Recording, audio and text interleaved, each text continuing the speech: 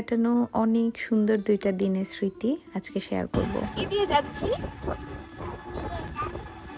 এই তো রিক্সা দিয়ে আমরা ভার্সিটিতে যাচ্ছিলাম।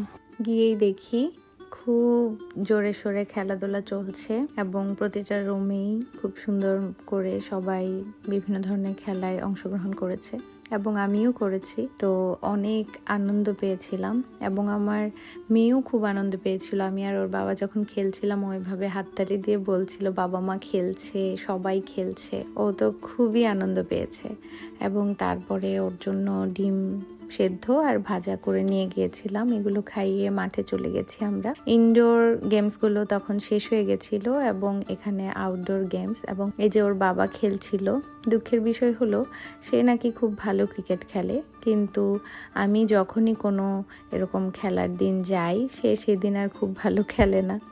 যাই হোক, ব্যাড লাক। আর এটা ছিল স্পোর্টস ডের দ্বিতীয় দিন। প্রথম দিন আমি যেতে পারিনি, আমার কি যেন একটা ধর্মীয় অনুষ্ঠান ছিল আর সেই দিন আমার জন্মদিনও ছিল। তবে এই সুযোগটা মিস করব না বলে নিজেরা সেলিব্রেশন না করেই ভার্সিটিতে গিয়েছিলাম। আর আমার মেয়ে এতটা আনন্দ পেয়েছে, আমি বলবো এই যে ওকে মানে অভিযোজন ক্ষমতা শেখানো হচ্ছে বলতে গেলে। ও এই যে এত গরম ছিল সেদিন, সেই সকালে গিয়েছে এবং রাতে এসেছি আমরা বাসায়। সে সারা দিন এতটা এনজয় করেছে, এক ফোঁটাও কান্না করেনি, কোনো বিরক্ত করেনি। আর এই যে স্টুডেন্টদের আনন্দ, এগুলো দেখতে বেশ ভালো লাগছিল। আর তারপর এরকম রাত 9টা মেবি তখন বাজে, তখন আমরা বাসায় ফিরছিলাম, কিন্তু সে গোল চত্বরে এসে এই যে আলপনা দেখে তার এতই ভালো লেগেছে, সে এগুলোর উপর দিয়ে ঘুরছে। এখানে যে ঘোড়া আঁকা আছে সেটার উপর দাঁড়িয়ে বলছে ঘোড়ায় উঠেছে, মানে এরকম তার আনন্দ শেষই হচ্ছে না। আর তারপর এটা হলো পরের দিন, আবার গিয়েছিলাম। সেদিন ওর বাবা আগেই চলে গেছিল। আমি ওই দিন পুরোপুরি একা ওকে রেডি করে নিজে রেডি হয়ে, মানে পুরোপুরি একা গিয়েছি। যদিও কখনোই আমার একা একা ওকে রেডি করতে হয় না, দেখা যায় আমি একদিকে রেডি হই আর ওর বাবাই ওকে রেডি করে, কিন্তু সেদিন সম্পূর্ণ একা রেডি হয়ে ওকে নিয়ে একা একা ইউনিভার্সিটিতে গিয়েছিলাম। এটাও একটা অন্যরকম এক্সপিরিয়েন্স ছিল, নতুন। আর গিয়েই বাবাকে পেয়ে তার কত গল্প। যাই হোক, তারপরে আমরা সেখানে খাওয়া দাওয়া করি। খাওয়া দাওয়ার ক্লিপসগুলো নেই, আমি ছবি দিয়েছিলাম। স্টুডেন্টদের স্টল থেকে অনেক কিছু খেয়েছি এবং বেশ ভালো ছিল সব কিছু।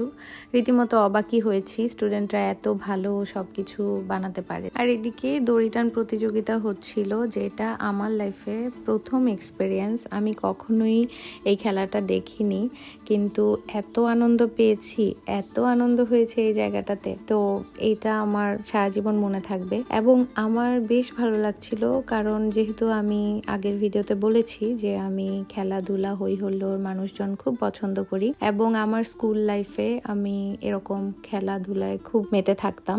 আর তার পরবর্তীতে আমি ওইভাবে আর আমার সুযোগ হয়নি এভাবে খেলাধুলা করার, কিন্তু আমার বর মশাইয়ের কল্যাণে জীবনের এই পর্যায়ে এসে এমন আনন্দের অংশীদার হতে পেরে খুব ভালো লাগছিল। আর আমার ব্যাচেলার লাইফটা অনেক বেশি বোরিং ছিল, এরকম আনন্দের কোনো সুযোগ ছিল না। টুকটাক এরকম পার্টিসিপেট তখনও করেছিলাম এবং আমার অনার্স লাইফেও আমি ক্যারাম চ্যাম্পিয়ন হয়েছিলাম, ওই একবারই পার্টিসিপেট করেই পেয়েছিলাম। আর এই যে এইদিকে বল নিক্ষেপ প্রতিযোগিতা হচ্ছিল এবং আমি এটাতে ফার্স্ট হয়েছিলাম। তো এটাতে মজার ব্যাপার হচ্ছে, আমি আমার বাসায় যখন পিকনিক হয়েছিল তখনও এটাতে প্রাইজ পেয়েছিলাম। তো আমি মানে নিজেরটা যখন খেলি তখন ভিডিও করি না, কারণ ভাবি যে যদি না পারি বা ভিডিও করলে হয়তো পারবো না, মানে এরকম একটা ব্যাপার তখন মাথায় থাকে। তো ওই জন্য আমার ওইটার রেকর্ড থাকে না। যাই হোক, তারপরে এই যে আরো অনেক খেলাধুলার আয়োজন করা হয়। তারপরেই তো খেলাধুলার পর্ব শেষে এবারে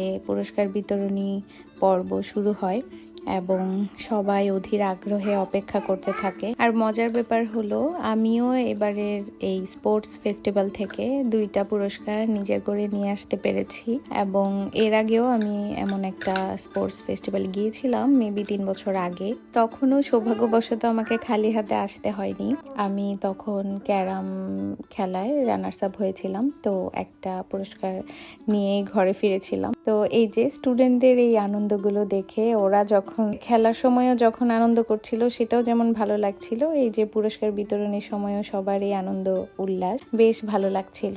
আর ওদের যে স্টুডেন্ট এবং টিচারদের মধ্যে যে মিলবন্ধন, যে সুন্দর সম্পর্ক, সেটাও আমার কাছে বেশ ভালো লাগে। আর তারপর হয় র্যাফেল ড্র, এবং আমরাও বেশ কিছু টিকিট পেয়েছিলাম, কিন্তু আমরা কোনো পুরস্কার পাইনি। লটারি কেটে বা কোনো র্যাফেল ড্র বা এই টাইপের লাক সংক্রান্ত যে বিষয়গুলো, এগুলো কখনোই আমরা দুজনের কেউই পাইনি। তবে যারা পুরস্কার পাচ্ছিল ওদের আনন্দ উল্লাস দেখে বেশ ভালো লাগছিল। আর এত সব ভালো লাগার মধ্য দিয়ে সুন্দর সময়গুলো কিভাবে যেন পার হয়ে গেল।